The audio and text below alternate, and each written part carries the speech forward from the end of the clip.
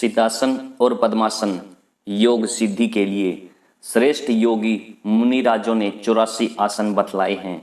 वो सब जीवों की बैठक तंदुरुस्त हैं, लेकिन जो योग सिद्धि में मुख्य उपयोगी होवे उन्हीं आसनों को चित्त में धारण करके साधना करनी चाहिए। सो योग में मुख्य उपयोगी सिद्धासन और पद्मासन ये दो ही को समझना चाहिए। जिन दो आसनों से योग की सिद्धि होती है सो वे साधक के मन भाने वाले सिद्धासन और पद्मासन ये दो हैं।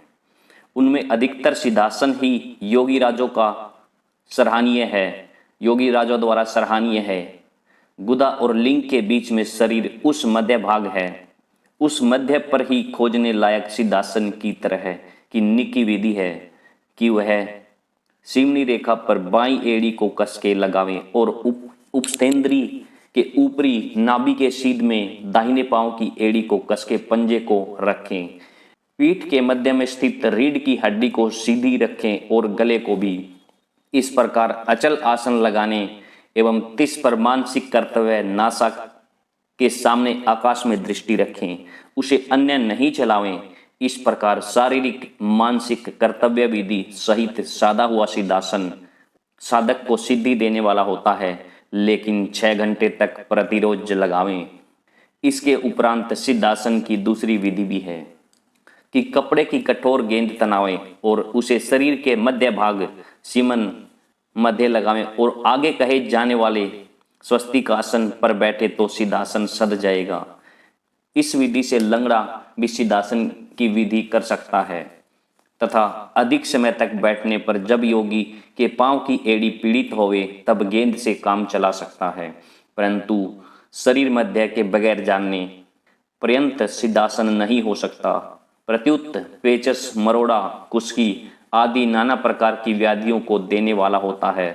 वह शरीर का मूल स्थान मध्य गुरु के बिना नहीं जाना जाता। प्रत्युत व्यर्थ ही श्रम का बोझा उठाना पड़ता है।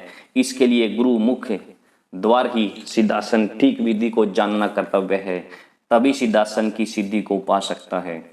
अब पद्मासन की विधि बतलाते हैं कि दोनों जांघों के ऊपर दोनों पांव घुमाकर रखें, अर्थात बाईं जांघ पर दायां पंजा और दाईं जांघ पर बायां पंजा रखना चाहिए और दोनों हाथ पीछे को घुमाकर उनसे अपने दो पांवों के अंगूठों को पकड़ें। अन्य विधि सिद्धासन की तरह मेरु और आदि को सीधा रखना और नासा आगे दृष्टि रखें। यह विधि कठिन साध्य हो तो गोद में ही दोनों हाथ रखें। पद्मासन से रेचक, पूरक, बाह्य, अभ्यंतर आदि कुंभक और पश्चिम मार्ग द्वारा हठयोग की समाधि साध्य है तथा ध्यान भी। सिद्धासन से पूर्व मार्ग द्वारा राजयोग समाधि, पद्मासन से हठयोग समाधि, सिद्धासन से केवल्य आदि राजयोग के कुंभक और पद्मासन से पश्चिम मार्ग द्वारा हठयोग के कुंभक।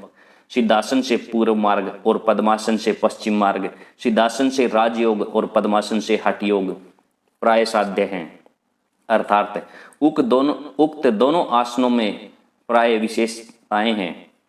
अब आसन सिद्धि का क्रमशः फल बतलाते हैं कि त्यों त्यों ही प्राण सधता जाएगा तथा जैसे जैसे प्राण हल्का और दीर्घ स्थिति वाला होता जाएगा तैसे तैसे ही नाड़ी और अन्य अंतःकरण का मेल नष्ट होता जाएगा और ज्यों ज्यों अंतस का मेल नष्ट होगा त्यों त्यों ही मन अपने लक्ष्य में स्थिर होता चला जाएगा एवं ज्यों ही मन स्थिरता को प्राप्त होगा त्यों ही सहज समाधि में साधक की स्थिति को प्राप्त हो जाएगा।